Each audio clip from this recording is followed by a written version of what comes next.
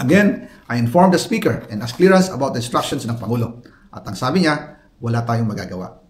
Kaya po nagtataka ako kung bakit sinasabi ni Pangulo na hindi niya makilala ang budget, samantalang lahat na binawas at dinagdag sa mga ahensya ng gobyerno ay humihingi ng approval sa kanya si Sec. Mina Pangandaman. Bago namin ginawa o tinapos ni Senator Chis Escudero during the BICAM. Sinabi pa ni Sec. Mina, everything is cleared with the President, basta importante, pasok ang pondo na request ng Pangulo. The following day, sinabi ni Sec. Mina, approve na si Presidente BBM sa lahat na binawasan na ahensya, masaya na ang Pangulo dahil naipasok ang gusto niyang 100 billion insertion. Wala pong perang napunta sa akin. Lahat po ng insertion napunta sa ating Pangulo at Speaker Martin Romualdez. Ako lang at ang aking mga tao, sila Paul Estrada, Martic Sai, at ang aking mga security ang nag-deliver papunta sa bahay nila Pangulong Bongbong Marcos at Speaker Martin Romualdez sa North Forbes Park, South Forbes Park, hanggang sa Malacanang. Yung mga deliveries po ay merong record ang aking mga tao. Totoo po yung sinasabi ni Orly Gutesa na nag-deliver siya sa Forbes Park. Totoo din po ang sinasabi ni Orly Gutesa na nag-deliver siya sa Malacanang nung siya ay nasa Senado. Para mapatunayan ang mga litrato na deliveries ay ilalabas ko po together with this video.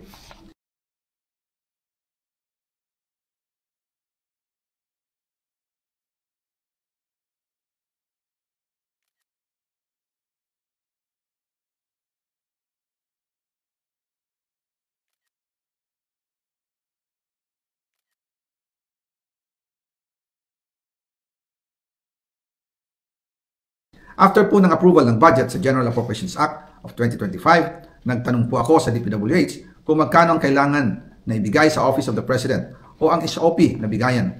Ang sinagot sa akin ay 25%. Ang ibig sabihin nito, 25% ng 100 billion ang SOP na kailangan ibigay kay BBM mismo.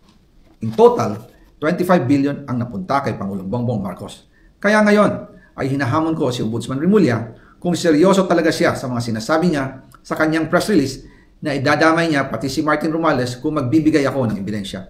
Patunayan niya ngayon ang pronouncement niya.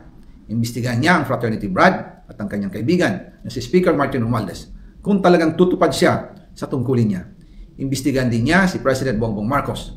Sabi nga ni BBM nung SONA, let's do it right at mahiya naman kayo, hindi po ba? Nananawagan din po ako sa Senado na imbestigahan ang 100 billion insertion ni Presidente. Alam ko po na hindi gagawin ni Ombudsman Remulla ang hamon ko. Pero magaling ang Senado sa investigasyon at ako ay naniniwala na dahil sa kanila, lalabas ang katotohanan. Ang nag-deliver